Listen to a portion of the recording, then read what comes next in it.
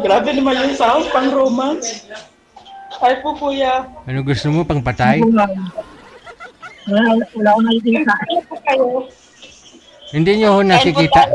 Hindi nyo nakikita si ma'am kumakain? Nakita ko na po. Ah, makita mo. Ulam. Okay, sige. Ma'am, ano hong ulam? Opo. Ha? Tapos yung sarap, sardinas.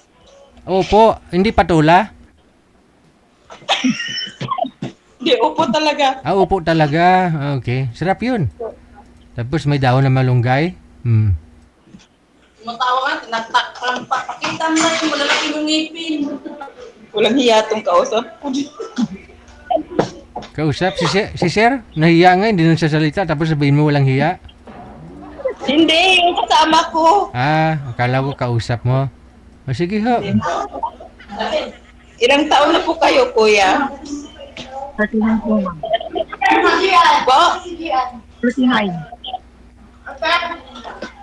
37 na po, kuya. Saan po ngayon, ma'am? 39 na siya. Saan kayo ngayon? Po? Saan kayo? Nasa sa Niyog, Bacoor po. Akala ko yung mga nalipasan lang ng gutom yung bingi. Yun pala, kahit kumakain, no? Bingi.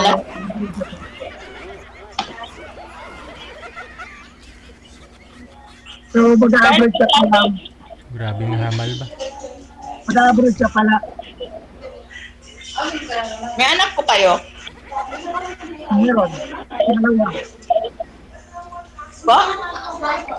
Meron ako anak. Dalawa. Sa accommodation kayo ngayon, Ma'am Melanie? Ah, sabi ko na ganun talaga pag sa accommodation, no, sardinas, patula, yung ulam. Hindi papaya, sardinas, dahon na malunggay, no? Ganyan, no? Alam niyo na ho, yung tinitiis ng iba para bago maka-abroad, ha? Nangangayat muna bago mag-abroad. Kaya naman, wag niyo lukuhin, ha? Sa mga akala ba naman nila pag nag-abroad mayaman na, no? Ma'am Melanie, no? Kaya, hirap doon. Ano probinsya niyo, ma'am? Po? Ano probinsya niyo? Probinsya. Sa Iloilo po. So, mag-a-abroad siya. Saudi. Kaso lang hindi ko marinig kasi maingay. Oo nga, may dyan eh. Wala kasi akong headset. Sa webasa.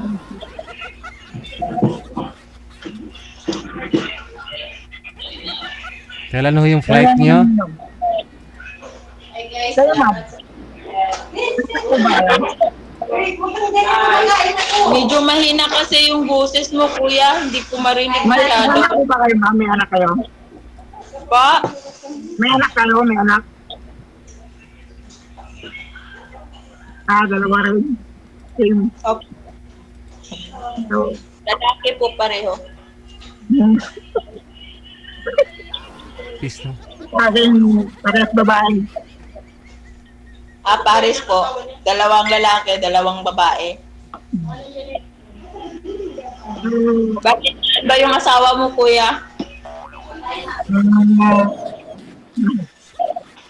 Iba naman sumasagot. naganap ng iba. Po? Nag-asawa ng iba. Aper, kuya, aper.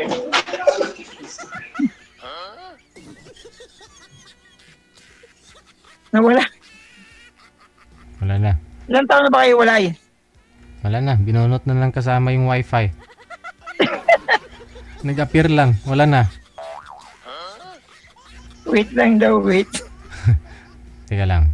Tatawagan nga po natin ulit, sir. Baba niyo po muna yung tawag. Sige po. Sige po.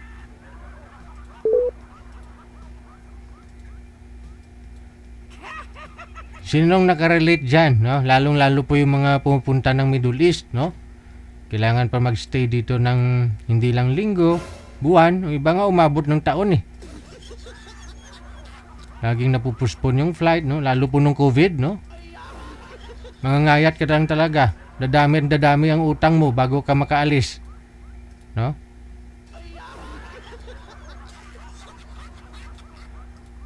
Lalo pat yung ano mo, broker mo, ano tawag dyan? Yung agency mo hindi papayag na lalabas ka sa accommodation mo para mag part-time. Yung iba tumatakas na lang, no? Ay, wala na ho si ma'am. Pati si sir, mukhang di na rin gumagalaw, oh. Si manager? Ah, andyan na, bumalik. Okay. Uy, Bumalik. Nawala yung wifi. Ano kaya data lang to? sabi ko na, binunot eh. Data lang yan. Kasaway ko yung kasama ko. Baka mahina. Kaya nga, hindi pa ko tapos kumain. Hindi mo, ang daming pera. Kasi Kailan ang alis nyo, ma'am? po, Kailan po ang alis nyo? next week po. Next week na? Opo. Ano pala yung pangalan nyo para... Ano yung pangalan nyo po, ma'am? Ha? Melanie. Pangalan nyo po, para makilala ko po kayo. Melanie. Melanie. Baka Martes po, flight ko na. Panis na pala to, DJ. Ay, di pupuntahan po niyo, sir. Ano pa? Mahaba-haba pa yung time. Saan po ba kayo ngayon? Ano ako, DJ? Driver ako ng truck. So, ang biyahe ko kasi Manila, Batangas, Laguna, Cavite. Pero, busy rin sa araw-araw biyahe. Oh. So, kailan po kayo luluwas dito sa Maynila? O sa Cavite? Kay ma'am. Usually sa Newgan, meron kaming project eh. Sa Newgan. Sa subdivision kasi po dito, kuya. Subdivision. Nag-deliver din kami sa may Newgan, malapit din sa City Hall ng Bacoor. Okay. Kasi 2 months pa lang po ako dito eh. So, ano ba hanap niyo sa lalaki, ma'am? Ba? Ano ba hanap niyo sa mga sa lalaki? Simple lang po. Yung ano lang, yung mamahalin ka ng tunay. At saka, kahit yung, yung simpleng buhay lang na makapag-aral yung mga anak. Yung, lang ba? Yung marunong naman makontento, ganun. Ay. Ang ganda nila, di ba? Ganun naman din ako eh. Kasi yung nakaraan ko, hindi kasi nakontento, naganap eh. Mukha kayo. Tingnan ko nga. Hindi ikaw sali. Sige, siguro magkapatid kami. Oo nga. Ano nga kayo parang kayo ang nagkatesting. Eh, di kayo na lang makipag-usap dito para...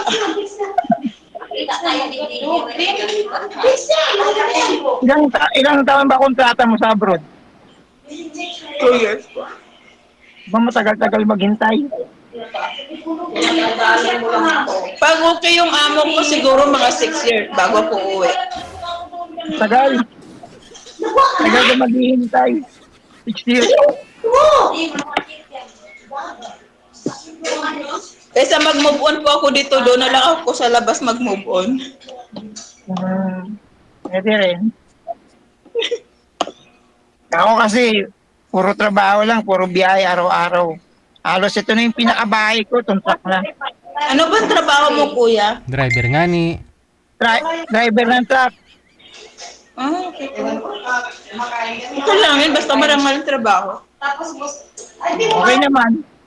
Marangal naman ang trabaho, pero wala nang pahinga. Halos 24/7 yung trabaho, araw-gabi, sa biyahe. Huwag mo naman patayin yung sarili mo, kuya. Puro trabaho lang naman. Puro trabaho eh, hindi nakakapaghanap ng mga kasama eh. Ganun. Sa akin busy. kasi, anak ko eh. Hindi ko na iniisip yung love life. Parehas tayo ako eh. Hindi ko na rin naman iniisip yung nakaraan ko eh. Iniisip ko na lang yung sarili ko at makapaghanap ng panibago ng makakasama. Kaya po. Kasi ibang lalaki ngayon, hindi ko nilalahat yung ibang lalaki kasi, ano, yung pinapaasa ka lang, tapos yun. Chatmate mo ngayon, tapos pagka kinabukasan, deadma ka na lang. Oo, mali ba? Ako hindi kasi ano lang ako, trabaho lang. Yun. Hindi naman ako ninigarilyo, di rin ako umiinom. Hindi ako mabarkada, wala ring bisyong sugal. Ang sarili lang, enjoy na lang. Kung may Po, darating, kahit, kung may kahit, darating talaga, yun na yun. kahit sa akin naman po, kahit may bisyo ka o wala, sa akin, kung may bisyo ka, hindi ko na, ano, yun, bali, ikaw na lang yung, kasi nung dati ko, may freedom siya sa akin eh. Hindi ko siya pinagbawalan sa bisyo niya, basta kumakain lang siya. Yung mga bisyo niya, hinayaan ko siya. Pag nagbibigay kasi siya ng pera sa akin, hindi ko yun kinukuha lahat. Iniiwanan ko pa siya sa bisyo niya. Kasi alam ko may bisyo siya eh. Kaso lang, pinagpalit pa rin ako, yun. Wala akong magawa. Sa akin din, ganun din yung after 4 years na kaming hiwalay. Pero ko na lang ikwento kasi masakit lang ko yung babalik ko pa yung mga May nagawa kwento. niyang Sa akin, 5 years kami nun. 3 months pa lang kami hiwalay, kuya. 3 months. kami 4 years. 4 years Yun. na kami hiwalay. So, minsan yung mga anak ko medyo hindi niya na inaano sa akin.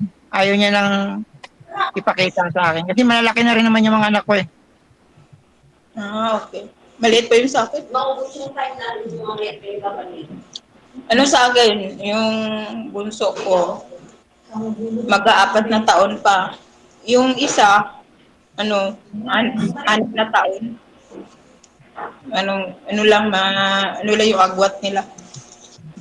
Sa akin malalaki na kaya minsan kahit bigyan ko man ng suporta, ayaw pa rin nilang tanggapin kasi nga yung kinakasama ko, yung ex ko, yung kinasama niya, engineer, kaya yun. Kaya naman daw ibigay. Kaya hindi nila kinukuha yung suporta ko. Buti ka pa nga, sumusuporta ka. Sa akin, wala. Kaya no choice ako mag-ibang bansa. Yung anak ko, sa kapatid ng ex ko. Kasi wala akong magulang, patay na. Kaya, solo life eh. Ako, ganun din eh. Pero life lang din ako, almost 1 year na ako dito sa truck. Bira lang akong nagde-day off. Pag nag-day off man ako, doon lang sa mga kapatid ko. Kasi wala na rin akong wala rin naman akong uwi ang pamilya kundi mga kapatid ko lang. Pangatlo ko na tong balik eh. Kaso yung una, pangalawa kong abroad. Lagi kasi ako tumutulong sa relatives ko. Kaya yon, ako yung walang-wala. Wala na sila, ni-block nila ako lahat. Kaya wala na, tira lang yun. Makikita ko pa naman. Nai-block ka ng nino ma'am? Sino nag-block sa'yo? Yung mga relatives ko po, yung mga tinutulungan ko. Really? Mga kamag-anak mo, ganun? Opo. Oh. Tulungan mo, ano yun? Kusa mong bigay o pautang? Yung iba, yung tita ko, umuutang. Tapos sabi, babayaran daw niya ako pag uwi ko ng Pilipinas. Yun, sinisingil ko, binlock nila ako. Hindi niyo po pinuntahan? Humihiram sila sa akin, libo-libo. Tapos nung ako na, yung manganganak na ako sa anak ko, yung sinisingil ko na sila, hindi na nila binigay sa akin, ni-block pa ako. Kaya ngayon, magbalik ako. Lesson learned na sa akin yung nangyayari sa akin. Kaya ngayon, ako sa pera ko. Ganyan din ako. Nang may panahon meron ako, okay pa kami ng ex ko. Yung naubusan ako, yun, naghanap na. Maayos naman yung buhay namin nun. Eh, nawalan ka, Sobrang sabi niya, sir. ayos. Problema lang, na ano lang, yung nakipag-cheating sa kalugar niya, sa probinsya, engineer. Tapos, nagkaroon sila ng anak. Tinanggap ko naman yung anak niya, halos almost 1 year din, na bilang tatay na rin, tinanggap ko para hindi lang masira yung pamilya. Pero dumating pa rin yung point na bumalik pa rin dun sa tatay ng bata. Kaya Ay, ginawa ko, nagparaya na lang ako. ang sa akin naman po kuya, yung ex ko, Ganda kinabukasan niya siguro nasarapan dun. talaga sa akin ginawa niya. Nakahubad pa nga yung babae. Yun, hindi ko na ano, hinayaan ko na lang siya. Binigay ko siya sa babae. Ganon din, nagparaya na lang din ako. Oo. Dahil iniisip ko na lang, Ayaw na iniisip sa ko na lang kaysa magigante, mag-focus na lang ako sa sarili ko at sa magiging panibagong pamilya ko. Doon na lang ako babawi. Kaya nga. Sa akin, hindi na ako nag-iisip na may kadagdagan pa. Sa akin lang yung anak ko. Focus ako sa anak ko eh. Kasi may pangarap din ako sa kanila. Tama yun. Kaysa magmamahal pa ako eh, yun, sasaktan na naman din ako. Iiwan din naman ako. Kaya hindi na ako naghahanap. Hindi ka naghanap, Hindi ko ma'am. lang Ano pong, dumarating yun. ano pong purpose niyo, ma'am? Malay mo ako Sumali na. po kayo dito, ma'am. Baka lang, hindi ko naman sinasabi na, yung ano lang, hindi naman ako sinasabi na Na, hindi na talaga ako maghahanap. Parang ano pa ako ba, yung broken pa talaga.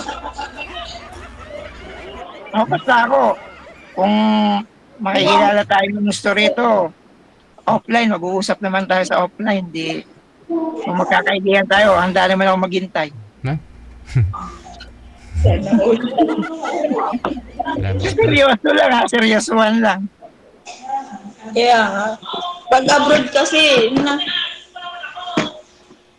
hindi talaga kaya nila. Sa amin babae, kaya namin. Kaso lang yung naiwan lang sa Pilipinas, hindi nila kaya. Pero tanggap ko naman. Kasi wala naman ako sa tabi nila. Kaya okay lang. Depende. Depende naman, hindi naman lahat ng lalaki ganun eh. Tulad ko, hindi naman ako ano sa ano eh. Puro trabaho lang. Tapos video call na lang kung pagka nagkakilala tayo. Doon natin malalaman kung matatag yung magiging relasyon sa LDR. Sir, may mga naging girlfriend ka na po ba mula ho nang naghiwalay kayo? Meron po, meron. Sana? Abroad din, abroad. Oh, sino pong hindi nakatiis? Siya po bang nasa abroad o ikaw ho yung lagi naman kayo nagbi-video call habang nagda-drive ka? Nag-video call kami habang nagda-drive. Oh, Pero may nakilala rin iba eh. okay. Bali siya din po yung may nagawang mali, no? Apo, umamin. Kaya tinanggap ko na tagparaya. Okay. So hindi ka naniniwala doon sa kasabihan ni ma'am na yung naiwan dito sa Pilipinas hindi makatiis, yung nasa abroad kaya. Pero hindi po kayo naniniwala doon, sir. Depende po eh. Sa tiwala. Yun. Oo. Kasi yung girlfriend mo kamo yung naghanap sa abroad. Ibang lahi din. Ay, ibang lahi. Itik. Bakit uso yung itik? Ay, hindi, baka sa abroad yun. Baka nasa US, Amerikano yung nahanap, ma'am. Bakit marami Ano, Saudi rin, Saudi. Nahihirapan Jeddah. sa kanan.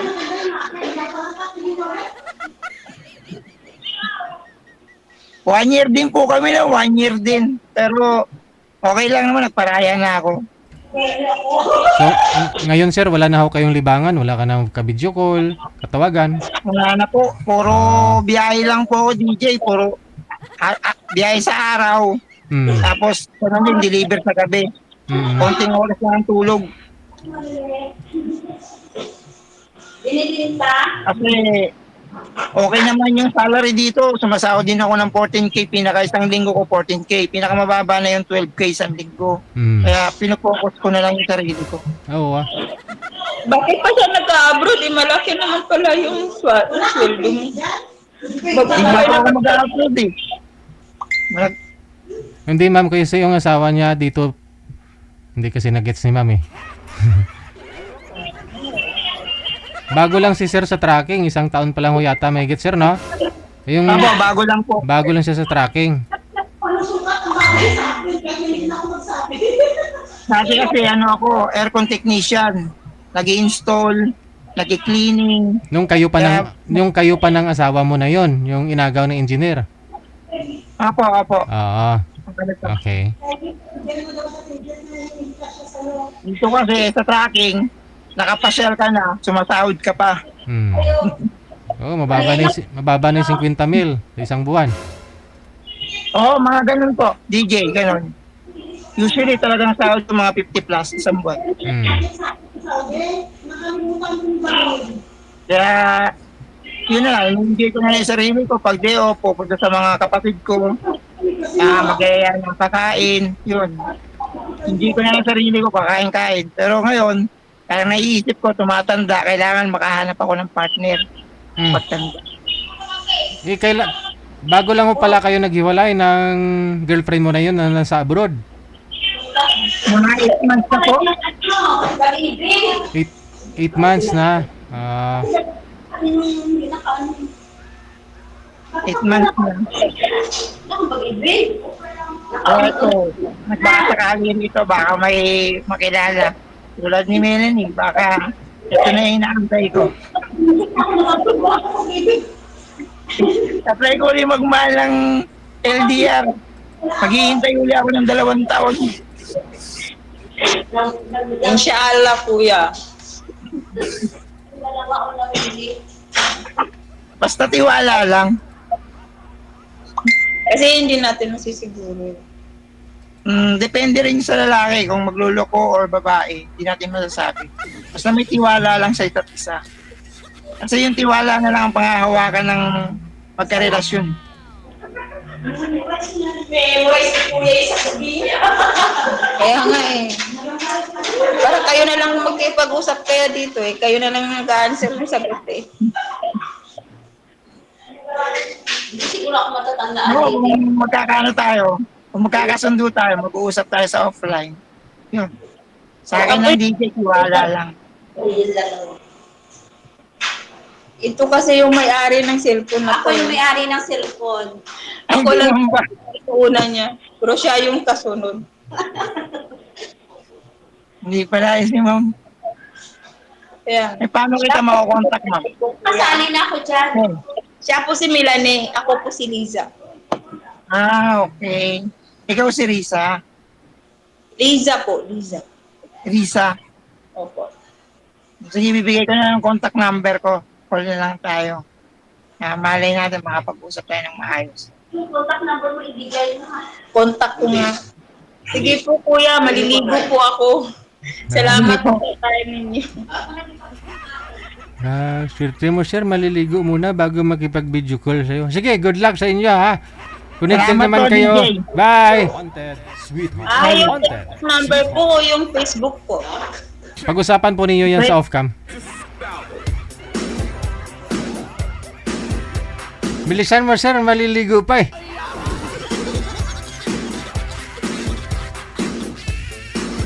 Sana all. Oras natin, 3 minuto bago sumapit ang alas 8.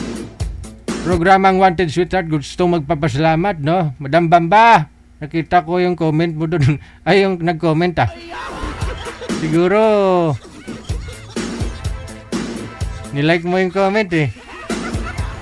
Ay, ni-review yung mga comment. Hindi po masayang nakausap eh. Thank you so much kay Alice Carbo Rivera. Magandang gabi mula sa may Jeddah, Saudi. Nakatutok din po ngayong gabi ng Miyerkules.